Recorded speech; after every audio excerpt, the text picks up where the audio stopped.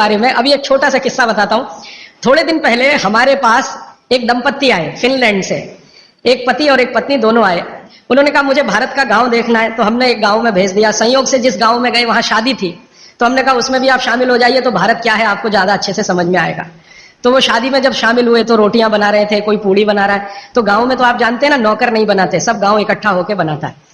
जिसके घर में शादी है उसके घर में दूसरे घर के लोग आ जाते हैं, दूसरे घर का चूल्हा बंद हो जाता है, सब एक ही घर में खाते हैं। तो सब महिलाएं बना रही थी। तो उस फिनिश दंपत्ति ने पूछा ये सब कितना पैसा लेंगी? तो उनको कहा ये पैसा वैसा नहीं लेने वाले। तो ये कैसे हो सकता है? तो हमने कहा ये है क्योंकि भारत कोऑपरेशन पे चलता है, कंपटीशन से नहीं चलता ये देश। हमारे समाज में कोऑपरेशन है, कंपटीशन नहीं है। तो फिर वो फिनिश दंपत्ति में जो महिला थी वो सबसे ज्यादा इस बात को परेशान थी लेकर कि ये रोटी एकदम गोल बन रही है, 100% गोल। उसकी जिंदगी में ये कल्पना नहीं है कि 100% गोल चीज कोई हाथ से बन सकती है। वो कहती है उसने कभी सोचा था भारत के बारे में कि मशीन से बनाते होंगे रोटी, और वो कह रहे हैं ये हाथ से बनाते हैं 100% गोल। तो उसका जितना कैमरे में रील थी उसने सब उसी पे खर्च कर दी, गोल रोटी बना के देखने में। मैंने आपको मैंने ये उदाहरण इसलिए दिया कि उनके लिए ये अजूबा है, उनको लगता है कि कोई महिला ये कर पाए। और मैंने जब वो जा रहे थे तो पूछा आपको भारत में कौन सी चीज सबसे अच्छी? तो उनका ये जो रोटी है गोल, ये सबसे महत्वपूर्ण वस्तु है जिसकी वैल्यू हमारे लिए सबसे ज्यादा है, क्योंकि हम जानते नहीं ये कैसे बनती है। और आपके घर में हर माँ बहन इसको बना सकती है, 10-12 साल की बहन भी आसानी से बना सकती है। इसका मतलब है कि रोटी ताजा और गर्म ये भारत में ही संभव है, दुनिया के दूसरे देशों को नसीब नहीं है। तो आप समझ लीजिए कि आपके पास कितनी वैल्यूएबल चीज है गरम रोटी, और उसको आप छोड़कर ठंडी करके खाएं तो ये आपका दुर्भाग्य है, सौभाग्य नहीं। तो रोटी को गरम गरम ही खाएं, गरम गरम ही खिलाएं। यूरोप में कोई किसी को खिलाता नहीं क्योंकि कोई बनाता नहीं और जानते भी नहीं। वहां तो बेचारे 3-3 महीने पुरानी रोटी खाते हैं, जिसको डबल रोटी कहते हैं, पाव रोटी कहते हैं। मैंने एक सिंपल कैलकुलेशन किया था कि पाव रोटी बनने के बाद और खाने तक 90 दिन निकल जाते हैं। अमेरिका और यूरोप में पता है क्या कि गेहूं हर जगह होता नहीं, कुछ जगह होता। तो गेहूं बड़े बड़े ट्रक में भर के वहां तक जाता है जहां गेहूं को पीसने वाली चक्कियां लगी हुई हैं, फ्लोर मिल्स, वहां उनका आटा बनता है। फिर वो आटा ट्रक में भर भर के फिर वहां जाता है, फिर जाकर उससे डबल रोटी बनती है, फिर वो वहां से बनकर कहीं और जाती है। फिर ऐसी चक्कर में 90 दिन निकल जाते हैं। हमारे आयुर्वेद शास्त्र में भागवत जी कहते हैं कि आटे को जितना ताजा इस्तेमाल किया उतना ही बेहतरीन है। आटे के बारे में वो कहते हैं जितना ताजा इस्तेमाल किया उतना ही बेहतरीन है। रोटी के बारे में कहते हैं 48 मिनट के अंदर खा लेना चाहिए। और पिसा हुआ आटा वो ये कहते हैं कि 15 दिन से ज्यादा पुराना कभी भी मत खाना, 15 दिन मैक्सिमम, वो भी गेहूं के लिए। ये चना और मक्की और ज्वारी इसके लिए तो 7 ही दिन कहा उन्होंने, 7 दिन से ज्यादा पुराना नहीं खा सकते, क्योंकि वही किस्सा है, उसकी माइक्रो न्यूट्रिएंट कैपेसिटी लगातार कम होती चली जाती है। तो अब आप बोलेंगे जी ताजा आटा कहां से लाएं? चक्की है जिंदाबाद।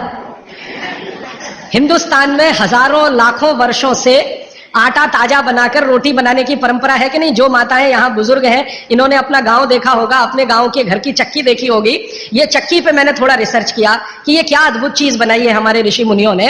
ये दुनिया की ऐसी अद्भुत मशीन है जो आपको ताजा आटा तो देती ही है आपके शरीर की स्वास्थ्य के लिए, और आपके अंदर की मांसपेशियों को हमेशा फ्लेक्सिबल रखती है।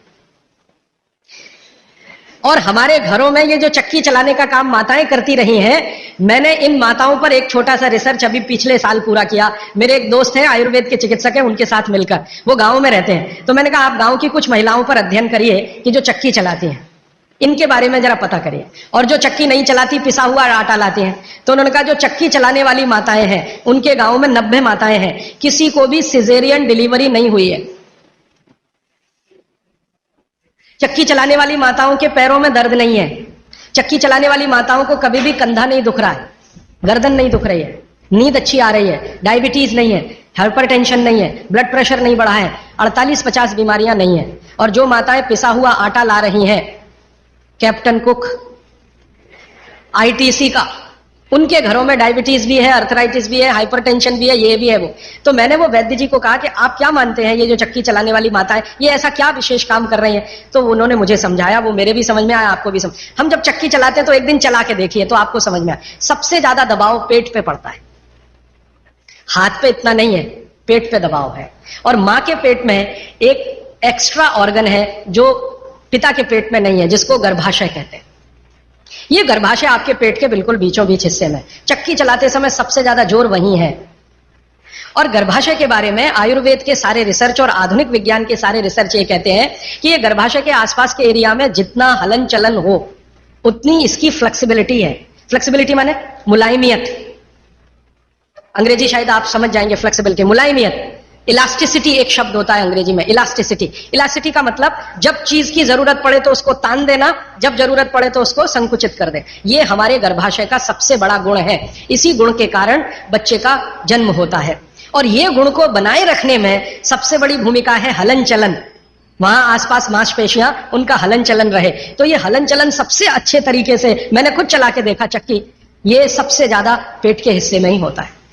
तब मेरे समझ में आया कि जो माताएं नियमित रूप से चक्की चला रही हैं उनको सिजेरियन डिलीवरी नहीं हो रही है, क्योंकि गर्भाशय की इलास्टिसिटी मेंटेन है, तो आसानी से बच्चा बाहर आ रहा है बिना किसी ऑपरेशन के। तब मुझे ध्यान आया कि हमारी जो पुरानी माताएं हैं उनके 8-8, 10-10 बच्चे होते थे, कभी सुना नहीं कि सिजेरियन। वो दाई आती थी गांव की, जो MBBS नहीं है, MD नहीं है, MS नहीं है, और बच्चे करा के चली जाती थी, ऐसे ही जैसे दाल पका के कोई चला गया या चावल पका के कोई चला गया। हाँ, ऐसे होता है। तो हमने इस बात को जब ध्यान दिया तब मेरे मन में आया कि इसको थोड़ा और बड़ा रिसर्च करना चाहिए। तो इसी चेन्नई में मेरे एक मित्र हैं, उनकी पत्नी और वो मिलके 15-16 साल से इसी विषय पे काम कर रहे हैं कि बच्चे को बिना किसी डॉक्टर की मदद के या सीजर ऑपरेशन के बाहर कैसे लाया जाए। तो उनका 15-16 साल का रिसर्च ये कहता है कि ये सिर्फ चक्की की मदद से ही हो सकता है। और आयुर्वेद तो यहां तक कहता है कि मां का गर्भ 7वें महीने तक चक्की चलाने की अनुमति देता है। मां को 7वें महीने तक चक्की चलवाई जा सकती है, 8वें महीने में नहीं, फिर उसको बंद कर देना अच्छा है। और उतने 7 महीने की चक्की आपके लिए पर्याप्त है कि वो बच्चा बिना सीजर के हो। और जो बच्चे बिना सीजर के हैं उनके जीवन को आप देख लें, और जो सिजेरियन है उनके जीवन को देख लें, जमीन आसमान का अंतर है। सीजर बच्चे ज्यादा बीमार हैं, समय समय पे बीमारियां हैं। जो बिना सीजर हैं वो सब स्वस्थ हैं, दुरुस्त है, तंदुरुस्त है। ब्रेन का डेवलपमेंट भी उनका अच्छा है, लॉजिक को डेवलप करने की कैपेसिटी, कल्पनाशीलता उनमें दूसरे बच्चों से ज्यादा है। तो भागवत जी का सूत्र है कि खाना बना तो 48 मिनट में खाएं, और खाना बनाने वाली जो वस्तुएं हैं जिनमें सबसे महत्वपूर्ण है आटा, गेहूं का आटा 15 दिन से ज्यादा पुराना ना खाएं, जवारी, बाजरी और मक्की का आटा 7 दिन से पुराना ना खाएं। और वो ये कहते हैं कि रोज का हो तो सबसे अच्छा, सुबह बनाएं और शाम को आटा इस्तेमाल हो जाए तो वो सबसे अच्छा, ज्यादा दिन पुराना ना हो। तो अब आप इसको अपने जीवन में कैसे उतारेंगे इस सूत्र को? अगर संभव हो तो एक एक चक्की ले लीजिए, संभव हो तो। इससे कई फायदे हैं। आपको सबसे बड़ा फायदा तो यह है कि आपके घर में माँ है, कोई बहन है, उसको माँ बनने के समय ये बहुत मदद करेगी चक्की। दूसरा, आपका वेट कम करने में बहुत मदद करेगी चक्की। अगर आपको एक्स्ट्रा वेट है और आप उसको लूज करना चाहते हैं तो 15 मिनट सुबह चक्की चलाया पर्याप्त है। 15 मिनट सुबह अगर आपने चलाया, 3 महीने बाद आप देखना 12 से 13 किलो वजन कम होगा आपका, सिर्फ 15 मिनट की चक्की।